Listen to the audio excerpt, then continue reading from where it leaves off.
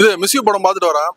படத்தோட ஓப்பனிங்ல பாத்தீங்கன்னா ஒரு ஃபீல் குட் லவ் ஸ்டோரி, ஒரு பொண்ணு வந்து பசங்களை எப்படி யோசிப்பா அந்த பாயிண்ட் ஆஃப் வியூல வந்து கதை இருக்கும் அப்படிங்கிற மாதிரி ஆரம்பிக்கிறாங்க.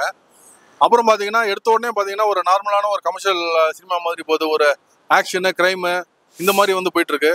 ஸோ இங்கேயே வந்து ஆடியன்ஸை வந்து ஒரு டைப்பில் ஃபீல் பண்ண வச்சுட்டு டோட்டலாக வேற மாதிரி காமிக்கிறாங்க. ஹீரோயினா பார்த்தீங்கன்னா 20 மினிட்ஸ்க்கு அப்புறம் தான் வந்து கதைக்குள்ளே வராங்க. ஸோ படம் ஃபர்ஸ்ட் ஹாஃப் வந்து ரொம்ப லேகாக இருக்கு, செகண்ட் ஹாஃபுமே லேகாக இருக்கு. பட் கிளைமேக்ஸ் வந்து ரொம்ப சூப்பராக ஃபீலிங்காக வந்து முடிச்சிருக்காங்க. ஸோ அந்த ஃபீல்லே டோட்டல் படம் இருந்தால் ரொம்ப சூப்பராக இருந்திருக்கும். படத்தில் சாங்ஸ் பார்த்தீங்கன்னா படத்தில் 4 சாங் இருக்கு. அதில் ஒரு சாங் லேடி சீட்டுன்னு ஒரு சாங் வந்து மாண்டேஜ் மிக்ஸ் ஆகி வருது, அந்த சாங் நல்லா இருக்குது. மற்ற ஒரு 3 சாங்குமே பார்த்தீங்கன்னா கதை ஃப்ளோக்கு நடுவில் வந்து கெடுக்குது. ஸோ அந்த சாங்ஸ் எல்லாம் தவிர்த்துருக்கலாம். பிஜிஎம் வந்து நல்லா இருக்கு, சினிமாட்டோகிராஃபி டெக்னிக்கலாக வந்து படம் நல்லா இருக்கு.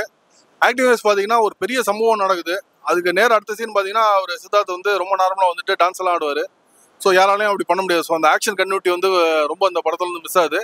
இன்னொன்று அவர் வந்து நிறைய ரியாக்ஷன்ஸ்லாம் கொடுக்காம ரொம்ப நார்மலாக ஃபேஸ் வச்சுட்டு டோட்டல் படத்தை ட்ராவல் பண்ணியிருக்காரு. அது கொஞ்சம் கொடுத்துருந்தா பெட்டராக இருந்திருக்கும். ஹீரோயின் நல்லா நடிச்சிருக்காங்க. அதே மாதிரி கருணாகரனுக்கு ரொம்ப ஒரு பெரிய கேரக்டர், அவர் நல்லா பண்ணியிருக்காரு. மற்ற ஃப்ரெண்ட்ஸ் கேரக்டரும் நல்லா பண்ணியிருக்காங்க. சஸ்திகா, அப்புறம் லொலுசபா, மாறன் பாலசரவணன், இவங்கெல்லாம் வந்து ஃப்ரெண்ட்ஸ் கேரக்டர் வந்திருக்காங்க. படம் வந்து இந்த ஃபீலிங்கை வந்து ரொம்ப டீப்பாக வந்து லவ் ஃபீலிங்கில் ட்ராவல் பண்ணாமல் நிறைய கிரைம் இந்த மாதிரி விஷயங்களை ஆட் பண்ணனால டைல்யூட் ஆயிடுச்சு. அதே மாதிரி ஞாபகமூர்த்தி மாதிரி விஷயங்கள்லாம் உள்ள கொண்டு வந்தது கொஞ்சம் படத்துக்கு மைனஸாக ஆயிடுச்சு. இந்த படத்தில் வந்து ஒரு கிரைம் சீக்வன்ஸும் ரொம்ப டீட்டெயிலாக காமிச்சிருக்காங்க.